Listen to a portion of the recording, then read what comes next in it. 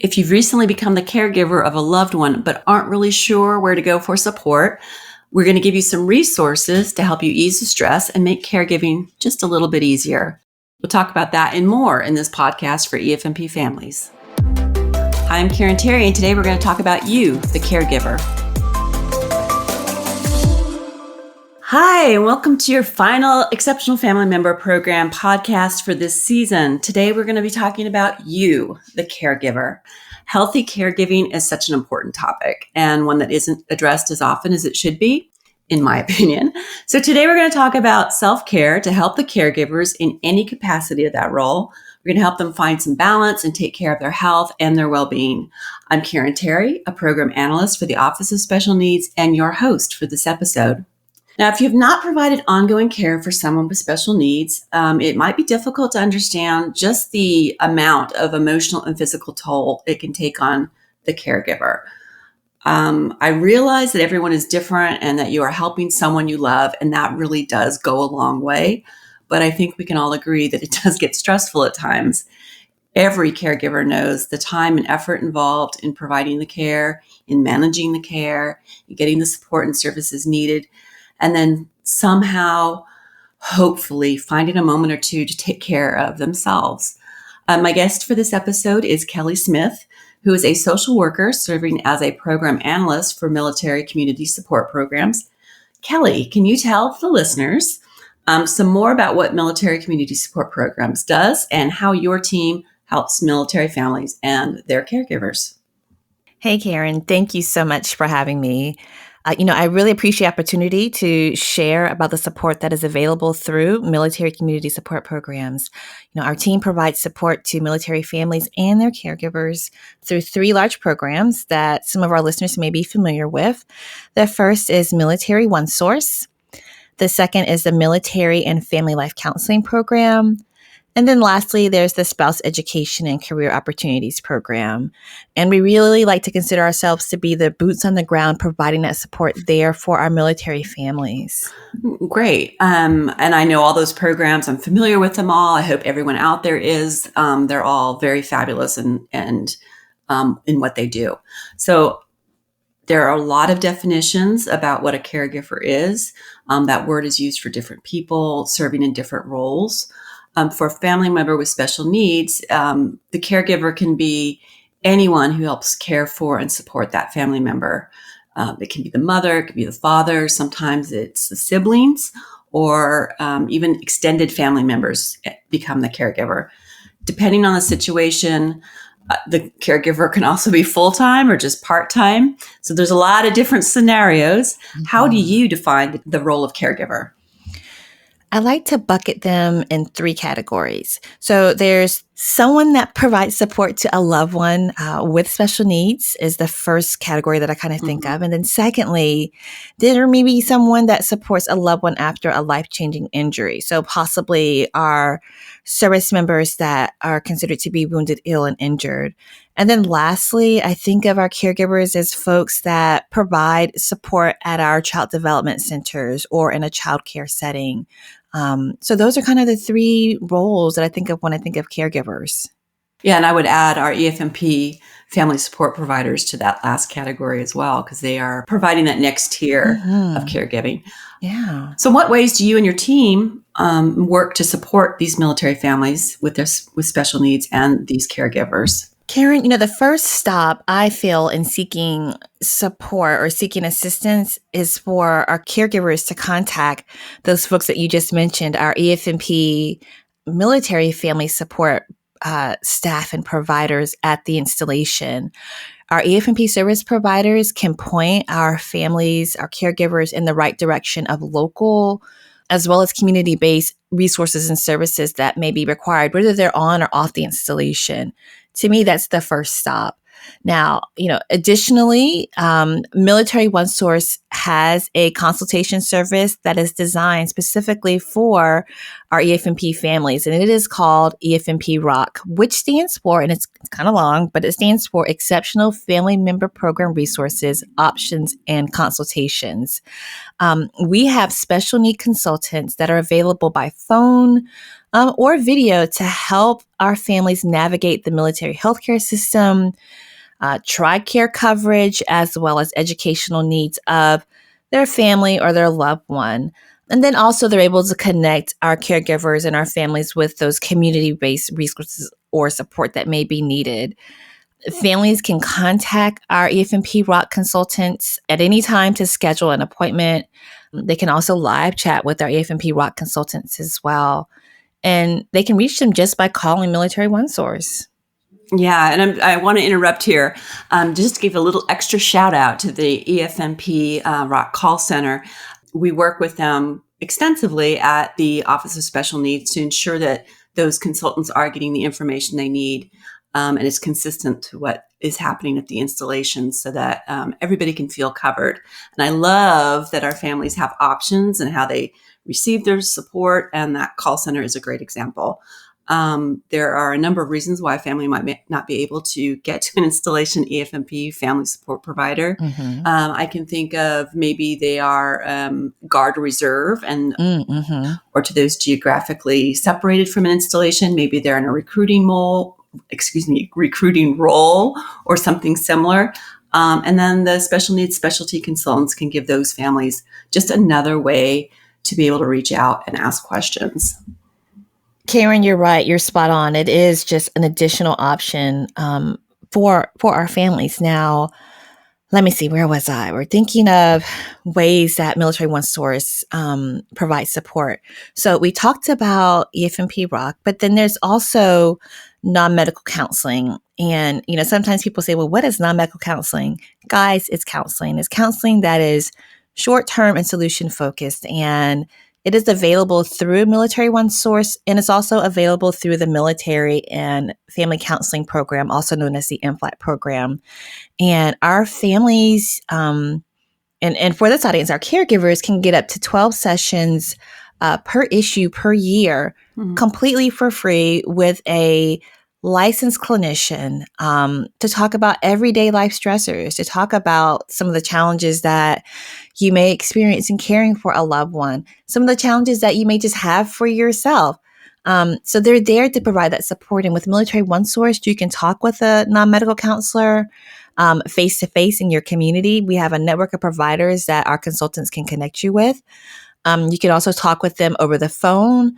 And then also you can connect with them via video conferencing, which we've done quite a bit over the last year, as you can imagine. Yeah, I bet. And then our MFLAGs are positioned, around the world at or near installations, whether they're at the CDC, in the school, at the Family Service Center, even embedded within the units. And so they're there to provide that face-to-face and sometimes also virtual support to our families to talk through some of the things that they may be experiencing. Yeah.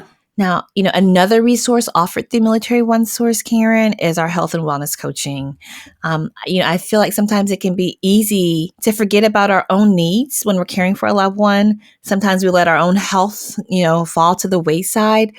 But we have health and wellness coaches with Military OneSource that are available over the phone or via video conferencing to talk through your health and wellness goals. And, so how it kind of works is that you can meet with your health and wellness coach. You set out a plan of what you want to achieve. So whether that's wanting to make sure that you go for a walk each day, or if you want to lose a specific number of pounds, if you want to have at least one healthy meal a day, wherever your starting point is, our health and wellness coaches can kind of help you navigate that plan, help keep you accountable. I know myself personally, I always need an accountability partner when it comes to my health and wellness, and then help you celebrate your successes. And so they're there to be your cheerleader and to guide you along in your journey of health and well-being. And I love health and wellness coaching. It is a huge cost savings for our families, but it's definitely a way to take care of yourself and set time aside for yourself. Yeah, that is a tremendous benefit. Tremendous benefit. Yeah, I would love my own health and wellness coach, and I would love if she was free or he was free even. I do want to go back to non-medical counseling very briefly and just piggyback on what everything you said and just remind folks that counseling is confidential.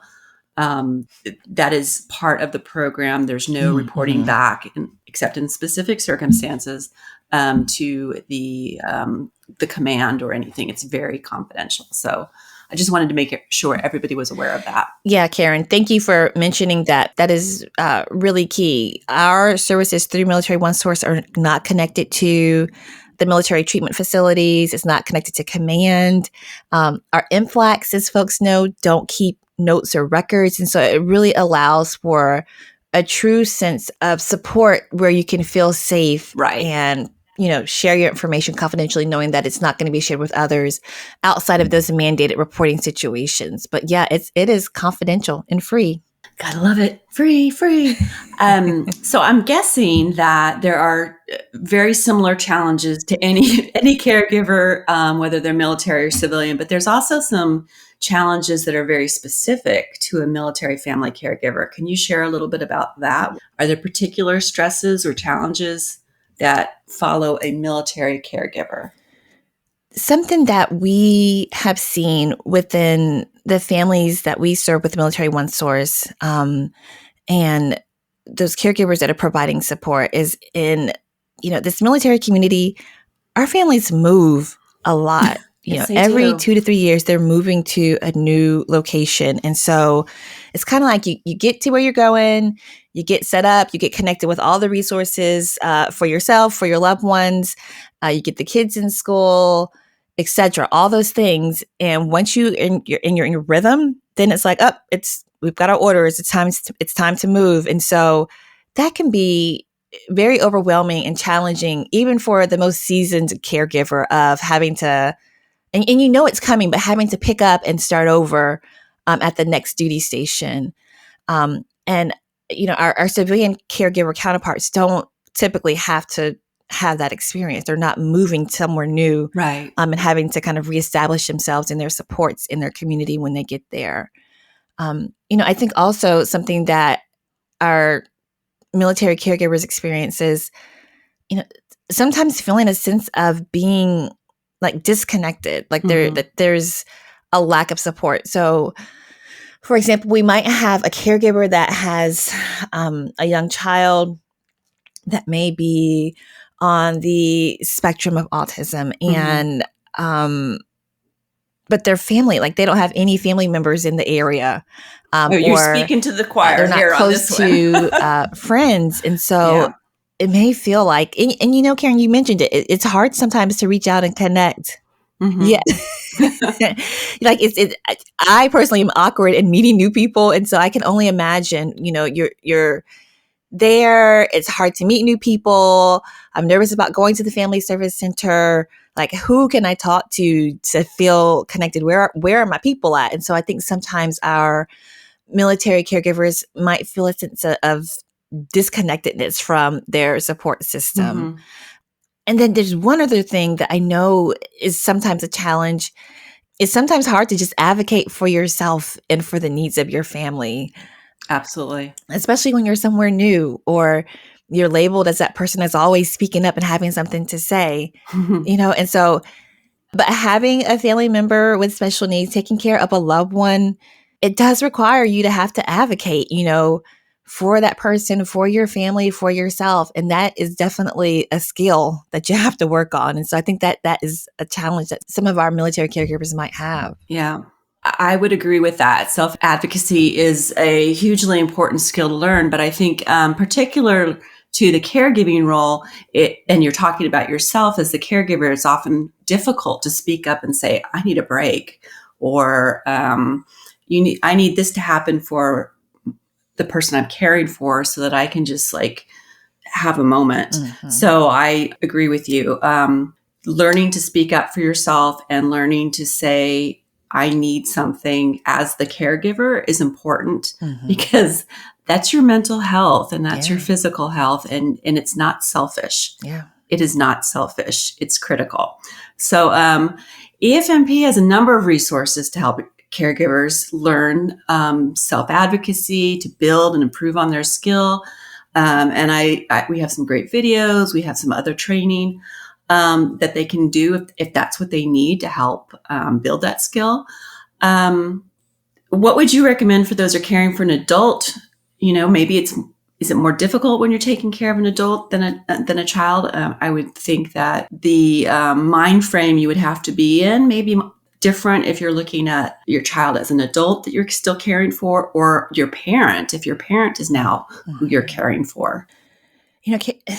In my perspective, a caregiver is anyone who provides help to another person in need, such as an ill spouse or partner, a child with special needs, or an aging, like you said, an aging relative or parent. However, I think sometimes our caregivers that are actively caring for an adult often don't self-identify as a caregiver. They don't feel as though I'm a caregiver, or in that, and I'm putting air quotes, a caregiver role. But I think they're doing themselves a disservice when they say that, because supporting an adult or a spouse or an aging parent, that is just as challenging probably as caring for a child. It's challenging on all fronts. And so I think, just recognizing that role as a caregiver, if you're caring for an adult, your partner or aging parent, an older child, will help them just to receive the support that they may need. That it's like that first step of acknowledging, like, hey, I do have this caregiver hat on. This is a role that I'm in. I have that caregiver cape on. And so acknowledging that, I think, is the first step of sometimes I might need some support. And outside of needing support, it's okay for me to take time for myself and to do for myself so that I can be there for my loved one.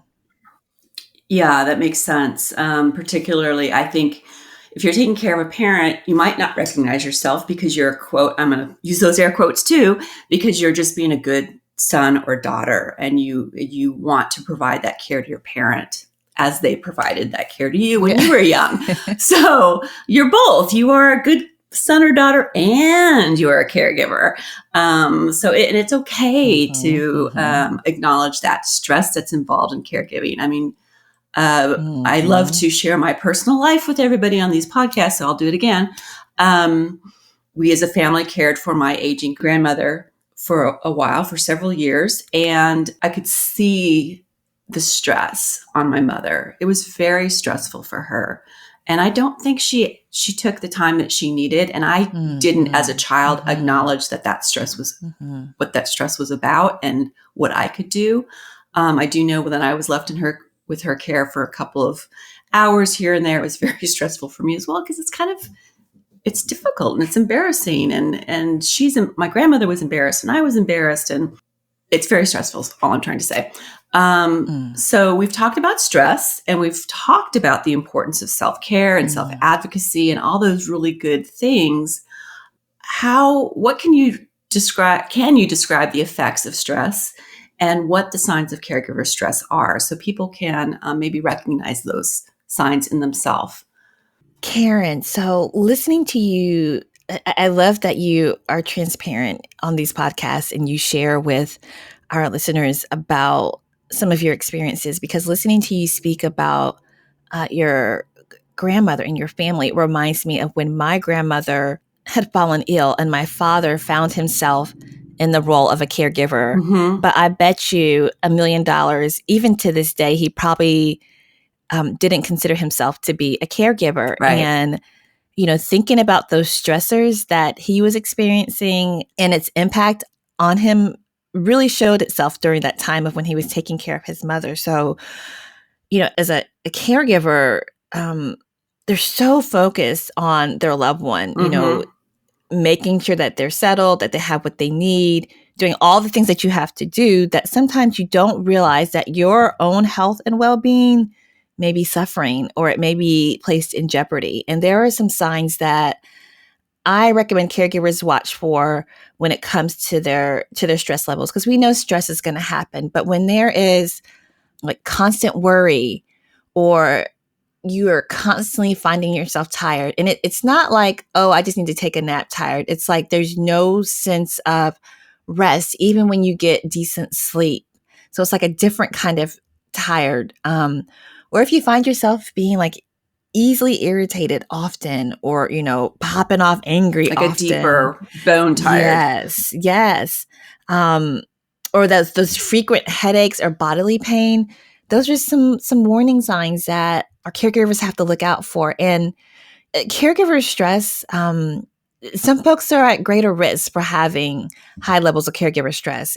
And some of the risk factors that come to mind for me, Karen, are if we find ourselves as a caregiver sleeping like a very long time and still not feeling rested, or if you lack, those coping skills or difficulty solving problems, that's another risk factor.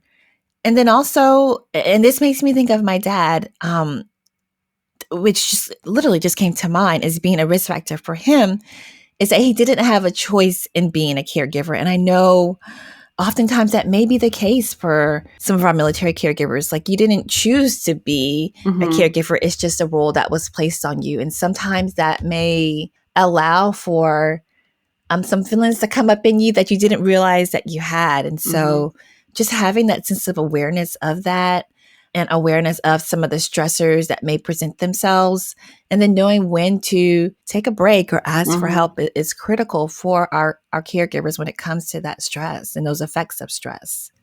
Yeah, I think those are great. Thanks for sharing all those. I think two things come to mind. First, that it's important for the caregiver to understand those signs, but it's also important if you are the spouse, or, maybe it's the spouse that's caring while the military member is doing his or her job. And then comes back to the home and can see those things. Because like you and I both said, we saw it in our parent, but I don't think our parents acknowledged that they were feeling that stress, although we could see it happening. So I think it's important, if you're not the caregiver, the primary caregiver, if you see it happening, that you say something. And that kind of goes back to the earlier conversation about the non-medical counseling, or the MFLEX.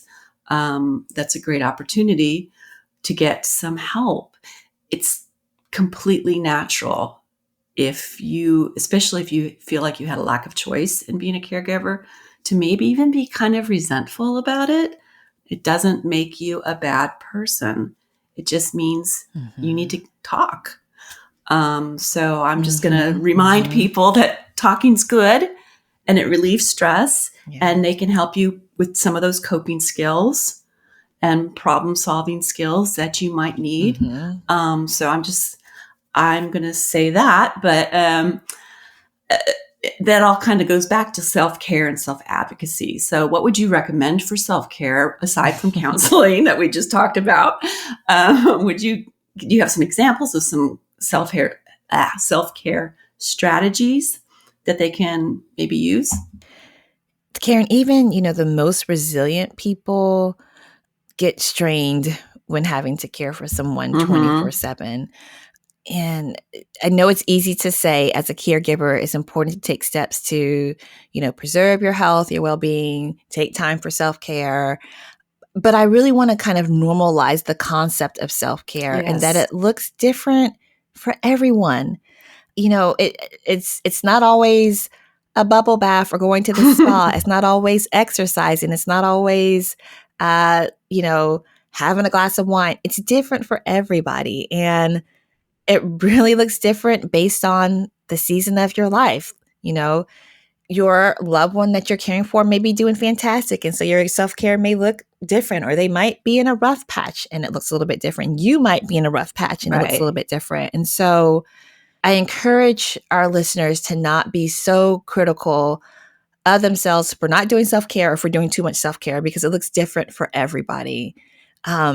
Something that I loved doing at the start of the pandemic for my own self-care was getting in my car and driving around the Beltway here in the DC area alone by myself, listening to audible.com, books on tape kind of thing, and to do that for myself. And that really helped to re-energize me. Like, I didn't have to go run a mile or cook a fancy meal or whatever the case may be, but that was my self-care. And so I know it looks different for everyone. I mentioned earlier there's a health and wellness coaching because some people like to do that kind of stuff. Mm-hmm. Or there's another neat tool that's available through Military One Source, and that is our chill drills. There's an app that we have now that folks can access via the Apple App Store or Google Play for free. And then you can also order the chill drill play away on the Military One Source site for free.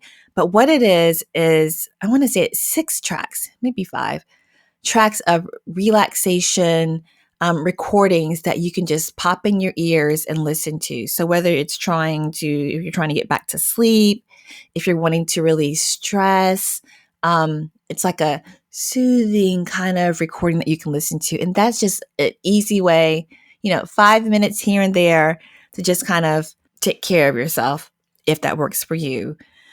Another thing that I heard recently on another session that we had with one of the professionals out of, oh goodness, where is she from? One of the treatment health facilities was sometimes for some folks vegging out and watching like your favorite TV show or reading one of your favorite books or scrolling on your social media for 10 minutes, like setting aside that time for yourself is self-care as well. And that's perfectly okay. It's a good time to binge. Yeah, like don't let anyone shame you for doing that. If that helps you to feel rejuvenated, hey, that's what works for you. And so again, I just want to kind of normalize doing what works well for you.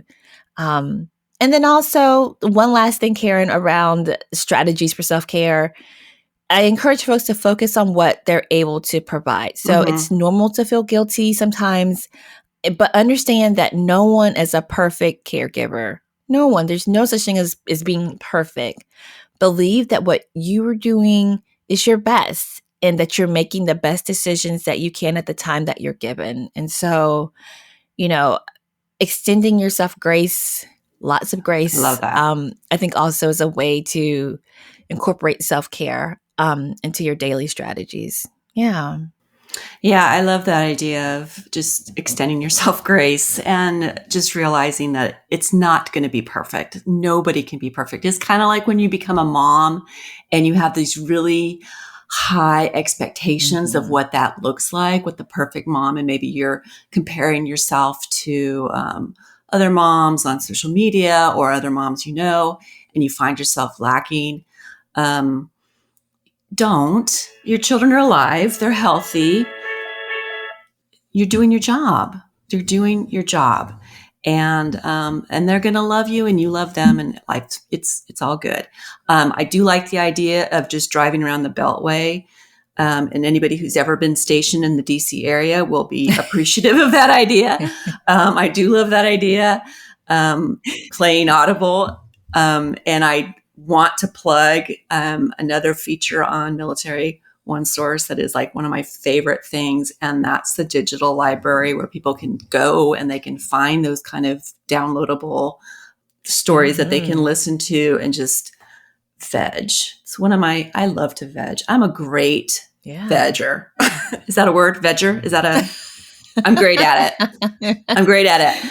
But when you're really keyed up, it's hard to just allow yourself the time to do that. And you have to remember that those are kind of the times when you really need to do that is when you're so opposed to it because you're like, I have to be doing something. I have to be doing something. Yeah. That's the time that you really need to take some time for yourself and just do nothing. Just give yourself permission to do nothing. So we've talked about so much. I love this conversation. It's been so good. What would you say is one of the most important things you want families to know about healthy caregiving? We've talked about what it looks like when it's not so healthy. What's healthy caregiving? What comes to mind first to me, Karen, is, to take care of others, you must take care of yourself first. And it makes me think of, the thing that they always say, well, I haven't flown on an airplane in a while, but what they say on the airplane is that if in a case of emergency, the oxygen mask will drop, to put yours on first before helping anyone, around you. And I know it's hard sometimes to do that, but it's so true. It's so true that you have to set aside time for yourself and do for yourself in order to really fully be present, or at least as much present as you can be for Right. others and for those that you're taking care of. It's hard, but speaking for myself, I feel like I am a better person, whether it's showing up in my work life or in my personal life at home, in the different roles that I have here at home. But when I set aside time for myself, then I'm a much better person for my family and my children and my colleagues, and my friends. And so, Yeah. taking care of myself first is so important in order to be there for others. And then the other thing, and anyone who knows me, is that you have to live in grace. And I know I just said it, but It's worth repeating. grace, extending yourself grace, extending others grace. Yes, lots of grace, and just believing that everyone is doing the best that they can. And that is including yourself, and giving yourself the space to sometimes make mistakes, or like Karen said, to veg out or to do for yourself. Mhm. So yeah, grace and taking care of yourself in order to take care of others. Those are what I consider to be healthy caregiving, living in that space. It's awesome. So one of the caregiving roles that I, as a professional, find important is that with our EFMP service providers, family service providers. They are in a caregiving role as well, although it's a little distanced from, the family member directly, probably.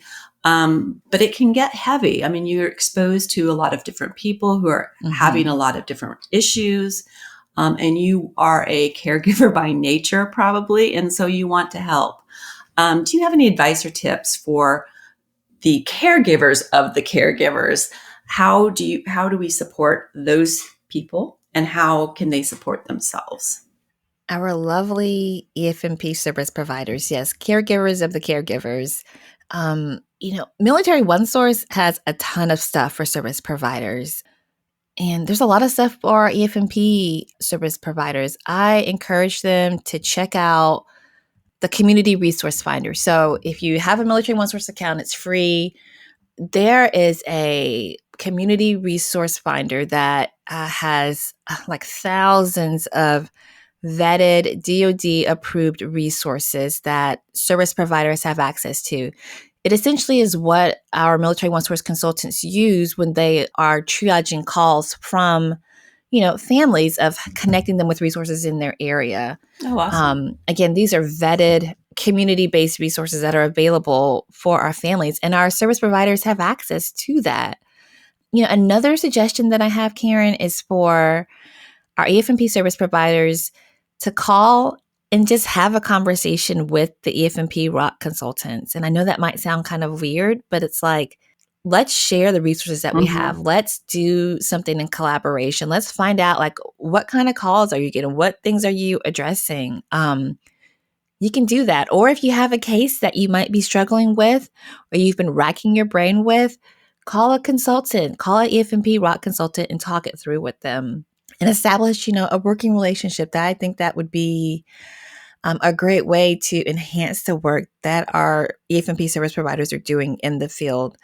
I'm a big believer that they know their families the best. They're there with them. And so having another service provider in your back pocket is a great way to, improve the work that you're doing, or to have support with the work that you're doing. And then lastly, I encourage our EFMP service providers to take care of themselves as well, and to have time for self-care. Don't save up all of your annual leave, and never use it. I know there are some folks that just never take leave, never take time for themselves. Guys, take time for yourselves. The work that you do in this helping profession can take a toll on you, and we don't want you to burn out. So I encourage you to use that leave, take some time for yourself, spend some time with your family, do whatever you want to do. But I encourage you to just take care of yourself so you can continue supporting our military families and our families with special needs. Yeah. Those are great points. I'm just going to add one. I'm going to encourage all the EFMP family support providers to visit the provider section on EFMP and Me. It's kind of new. It's been around since January of 2021, so relatively new. In that section, there are links and guides and all kinds of things that the EFMP family service provider can use for themselves, and then also share with their clients. So everybody listening to this podcast, you're probably a family member or service member or a service provider or even a military leader. And there is something specifically for you on EFMP and Me. There are links and resources that have been waded through and curated to meet the needs of your role. And you will find links to everything that we've talked about today. More information, everything links to something we've talked about. So it makes it easy. It's just one place to look. Kelly, this has been a great conversation, and I really appreciate you helping me out today and being here for our listeners. I know they've learned a lot of resources, some signs of stress, things that they can do. And I hope they have heard us say, take care of yourself. It's okay. It's okay. Is there anything else you'd like to say before we wrap up this session? One thing I want to share with last thing, I guess maybe, I want to share with our caregivers, our listeners, particularly our listeners that are caregivers, is that, guys, if you're like many other caregivers, then you may have a hard time asking for help. And, unfortunately, having that mindset of not wanting to ask for help can sometimes lead to feeling isolated or frustrated or sometimes even depressed. Mm-hmm. It can be a heavy burden to carry. Rather than struggle on your own, I encourage you to take advantage of the resources available through the military and in your local community through Military OneSource. Our EFMP family support providers and Military OneSource, they are available to connect you, to be there to support you, to be your partner through this journey of caregiving. Also, I said one thing, but here's one more thing, Karen. With Military OneSource, our caregivers can outsource their to-do list.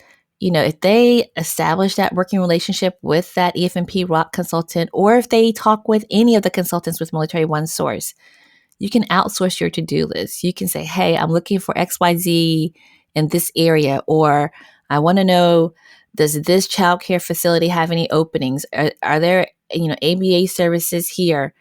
And that consultant can provide you a list in that area. They can make the phone calls for you. So I consider that to be another way of taking care of yourself. So, that's kind of what I want to leave our listeners with.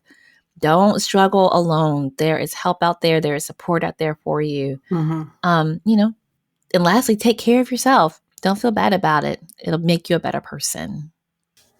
So we're going to go out and eat some ice cream and drive around in the Beltway after this. Take care of ourselves. It's our time. My vice was sweet tea. I'm from the South, and so I would have sweet tea on the Beltway. Well, I can't do the sweet tea. I'm from the Southwest, and we don't do the sweet tea, but I can do the Beltway and ice cream. So, sorry. Well, I want to thank everyone for listening. This has been really a good conversation, and I want to encourage you to go to EFMP and Me and take a look at all the topics and checklists we have there. And as I said earlier, many or all of the resources mentioned today are linked within a checklist and can be found on Military OneSource. And Kelly's done a great job of giving you some insight of the kind of things that are available for you. A quick reminder is that when you visit EFMP and Me, you're going to have a chance to provide feedback and help us with what we create for the next version of the tool. And we want to make it even better. It is our goal to make it very responsive to what you need.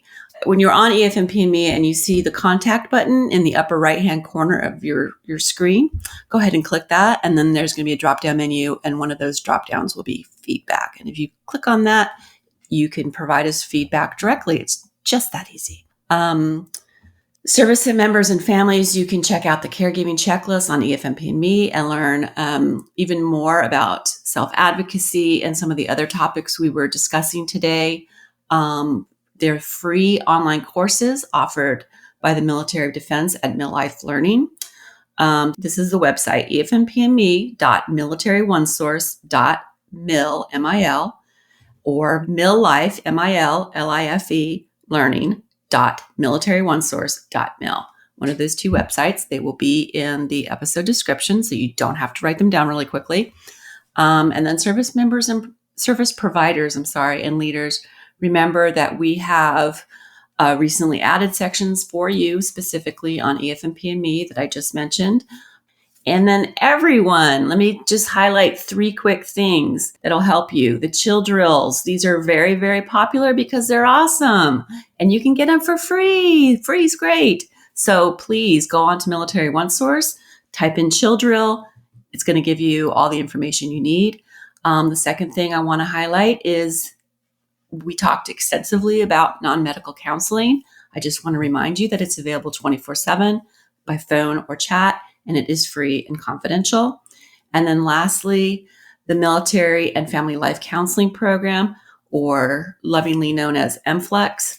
You can find them in the child care, the child youth programs. You can find them at the schools.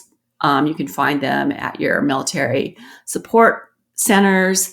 There's a lot of different places to find them. Did I say that right, Kelly? Are those all the places you can find them, or are there more? You did, and they're also embedded within the units. Oh, there you go. Also in the units. So there's no excuse. You have somebody to talk to. We are here for you. And thank you all for joining us. I hope you found the information we shared valuable and helpful. And don't forget all these resources we mentioned. They are there to help you. So if you have feedback or a question, you can reach out to us at public.military1source.mil/feedback. That'll be in the episode description. And we are going to come back next season with a whole new series of podcasts. So we will see you then. Thank you all very much. You've been listening to a podcast for EFMP Families, brought to you by the Office of Special Needs and Military OneSource. I'm Karen Terry. Thanks for listening.